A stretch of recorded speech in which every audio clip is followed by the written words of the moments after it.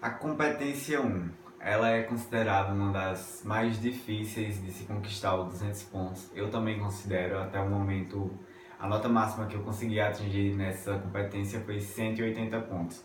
Então o candidato me deu 200 pontos e o outro me deu 160. Por isso a média aritmética das notas totalizou em 180 pontos. Por que ela é difícil? Porque você precisa ter um bom domínio da gramática e além dessa gramática você tem que juntar todo o conhecimento que você vai utilizar na sua redação. Então, em momentos de pressa, a gente acaba esquecendo uma preposição, de colocar um acento e acaba sendo penalizada na competência 1. Então, o que é que você, candidato, será avaliado nessa competência 1? Ele vai avaliar a sua capacidade de demonstrar o domínio da modalidade escrita formal da língua portuguesa. Então, todo aspecto gramatical do seu texto, essa primeira competência vai estar avaliando no seu texto. Então, o que é que o avaliador, o corretor, vai ver na sua redação para penalizar com que você perca pontos nessa competência? Ele considera alguns seguintes problemas que eu vou estar falando para vocês. O primeiro que é justamente a construção sintática do seu texto. Em relação à construção sintática, você deve estruturar as orações e os períodos de seu texto sempre buscando que eles estejam completos e contribuam para a fluidez da leitura. Então, quando você vai escrever lá um período, uma oração, ele tem que estar completo, no caso do sujeito, o verbo, de forma que vá garantir a fluidez da leitura do corretor. Então, o corretor ele vai estar lendo aquela sua frase, aquele seu período, aquele seu argumento, e ele vai estar compreendendo o que é que você está querendo dizer. Aí ele pode concordar, pode não concordar, pode pensar em outro argumento, mas a ideia principal para você não perder ponto justamente nesse critério de construção sintática é você escrever os seus períodos, as suas orações de forma que garantam a fluidez da leitura. Então, é basicamente a coerência de seus argumentos. Então, tem que ser coerente para que o corretor entenda. Então, quando você mesmo vai fazer os seus períodos, você vai lá, eu estou entendendo o que é que eu estou colocando? Se você não estiver entendendo, então o corretor também não vai entender e você vai acabar perdendo ponto aí na competência 1, porque você não vai estar garantindo a construção sintática para melhoria do seu texto, para garantir a fluidez da leitura do corretor.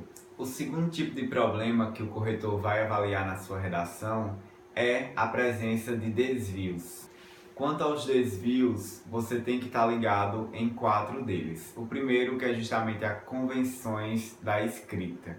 Então, questão de acentuação de palavra, da ortografia, separação sílaba, o uso do hífen, o uso de letras maiúscula e minúscula. Se você está respeitando a margem do texto, então você tem que respeitar a margem dos parágrafos. Então tem que terminar as palavras em todas as linhas, tem que estar colocada do lado lá das margens da folha de redação. Então você tem que estar ligado nessas convenções, porque se você cometer elas, você já vai perder automaticamente aí 40 pontos, 80 pontos, dependendo da ocorrência do erro. O segundo tipo de desvio são os desvios gramaticais. Então, tudo que envolve a concordância verbal e nominal, a flexão de nomes e verbos, a pontuação, a regência verbal e nominal, colocação prenominal, a pontuação e o paralelismo vão ser avaliadas na sua redação.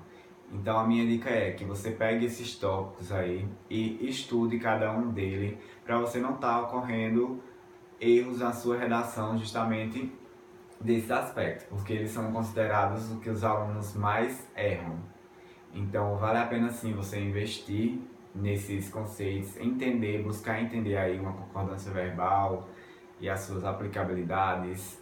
Vocês vão estar vendo aqui no material, já tem algumas dicas aí muito boas de paralelismo, pontuação. Então, vale a pena você olhar e colocar em prática, porque no passado eu levei justamente essas dicas que estão no material e consegui conquistar os 960 pontos. Então vale a pena sim, invista nessas questões gramaticais, estude uma por uma e aprenda realmente. O terceiro desvio é justamente o desvio da escolha de registro. Então, o seu texto ele tem que estar totalmente adequado à modalidade escrita formal. Isto é, a ausência do uso da informalidade ou marcas da oralidade. Então, quando você vai escrever, principalmente quando você está aí produzindo, testando para mandar para o seu corretor, você tenta buscar aí sinônimos de palavras para você não utilizar termos que você utiliza no dia a dia, como se você estivesse conversando com uma amiga, com um amigo, pelo WhatsApp. Então, quando você vai escrever para uma redação, eu penso sempre o seguinte: eu tenho que escrever como se fosse um jornalista, como se eu estivesse escrevendo uma matéria, um editorial de um jornal, porque precisa de uma formalidade de certa forma que o corretor entenda o que você está dizendo. Não precisa também falar com palavras eruditas, jamais já é da questão que a gente vai falar aí do próximo critério de desvio, mas tenta escrever da forma mais formal possível. Justamente quando você está treinando, que você vai fazer redações, busca sinônimos, busca expressões que realmente sejam formais para aquilo que você está querendo escrever na sua redação.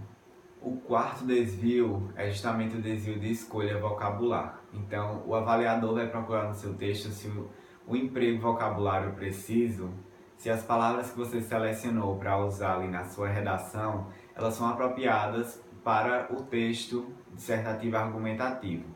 Então é sempre atenção, você tá nessas palavrinhas, aí você veja a diferença, tipo afim junto e afim separado. Isso quer dizer a escolha vocabular preciso, se você está tendo um vocabular preciso para sua redação.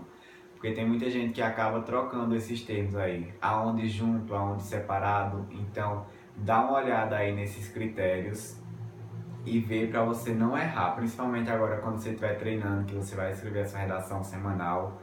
Veja aí essa escolha vocabular sua, então tem que ser um vocabular preciso, as palavras que você for utilizar tem que ser realmente aquelas que devem ser usadas naquele contexto, e aí já vai levar para aquela questão da coerência. Então, quando você pensa muito na coerência, você vai ter um vocabular preciso para garantir que o corretor entenda o que é que você está querendo dizer na sua redação. Aí você vai ver no material também essas dicas que eu coloquei, vale a pena você estar olhando elas, porque tipo, ano passado eu investi nela e aí acabei conquistando 20 pontos a mais, né? No caso, eu tinha tirado 160 no ano passado na competição e esse ano eu tirei, e 2018, no caso, ano passado, eu tirei 180 pontos. Então, quanto a esses desvios que o avaliador vai estar buscando aí na sua redação, eu coloquei algumas dicas aí no material que são bastante pertinentes, vale a pena sim você olhar. Tipo, aí eu botei do redação online, eu coloquei do 30 linhas do professor Vinícius, que foram dicas que eu utilizei para melhorar o meu texto do ano de 2017 para 2018 e aumentei aí as minhas notas na competência 1. Então, mas ainda assim eu digo a vocês que estudem regência verbal, concordância verbal, ortografia, pontuação, para você realmente ir para a redação com esse aspecto gramatical aí 100%, para que você não venha a ocorrer a ter nenhum erro para o candidato aí retirar 40 pontos da sua redação. Você vai ver aí dicas de vírgula, veja de crase, de arquitetura textual. Então, olha aí que realmente são essas dicasinhas que são pertinentes que a gente está utilizando no texto, no caso que a gente utiliza na redação do Enem, e que o candidato não pode bobear e errar, porque aí já vai o corretor ver que você teve esse erro e vai acabar perdendo aí 40 pontos. Então busque aí esses 200 pontos na competência 1. Esse exemplo que é bastante pertinente, que eu gostaria que realmente vocês vissem, que é aí do professor Vinícius Oliveira, indico para vocês seguirem ele, ver as dicas. Eu aproveitei muita dica que ele dava lá no seu perfil do Instagram para a minha redação do Enem 2018. Então, uma dica bastante pertinente é justamente a questão do uso da linguagem formal na sua redação. Ele colocou aí esses dois exemplos, a linguagem coloquial, que é a linguagem que a gente utiliza no nosso dia a dia, apenas para se comunicar mesmo. E a linguagem formal é e existe toda aquela determinação de regras gramaticais em cima. Aí vocês vão ver aí o exemplo, linguagem coloquial. A vida muito corrida dos brasileiros deixa que as pessoas se alimentem bem. E quando a gente vai para um ambiente mais formal, que eu diria mais jornalístico, a gente vê o excesso de atribuições diárias inviabiliza a construção de hábitos alimentares mais saudáveis.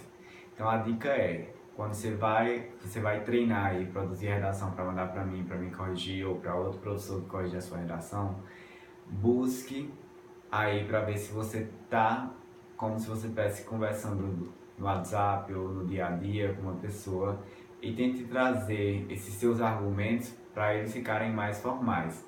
Tá vendo? Trocando aí sinônimos, expressões para trazer para a formalidade, porque assim você vai criando o hábito e quando chegar lá no mês de novembro você não vai cometer mais esse erro. Então fica ligado nessa dica.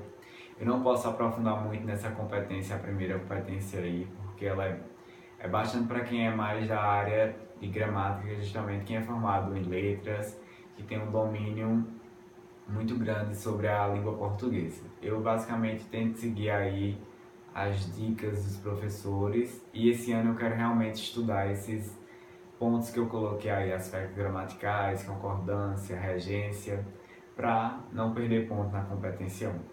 Então, a gente falou sobre a competência 1. Vocês vão ver aí na última lâmina do referente à competência 1, as notas que cada candidato pode tirar e qual é o critério para ele tirar essa nota. A nota vai de 0 a 200 pontos, vai variando aí de 40 pontos, vai subindo. Então, para o candidato realmente conquistar os 200 pontos nessa competência, ele tem que demonstrar excelente domínio da modalidade de escrita formal da língua portuguesa e de escolha de registro. Desvios gramaticais ou de convenções da escrita, eles só serão aceitos somente como excepcionalidade e quando não caracterizam reincidência. O que é que ele quer dizer aí? Então você tem direito a 2 erros. Você pode errar 2 vezes na redação, erros distintos. Se você errar, por exemplo, 3 vezes um erro de vírgula, isso já caracteriza reincidência, porque você está errando a mesma coisa mais de uma vez. Então você vai automaticamente perder 40 pontos e vai aí só conquistar 160 pontos. Então é o seguinte, você pode errar aí algumas besteirinhas aí, mas se você errar o mesmo erro mais de 2 vezes, você já perde automaticamente 40 pontos. Então fica ligado aí para não errar. Não escreva nas pressas, porque quando você escreve na pressa isso ajuda bastante a você esquecer uma preposição, um acento, uma vírgula, um ponto onde era um lugar de vírgula. Então todos esses critérios. Então fique atento aí nesse quadro aí das notas, vê aí o que é que você realmente, para atingir os 200 pontos, o que é que você precisa, e bons estudos aí para a competência 1.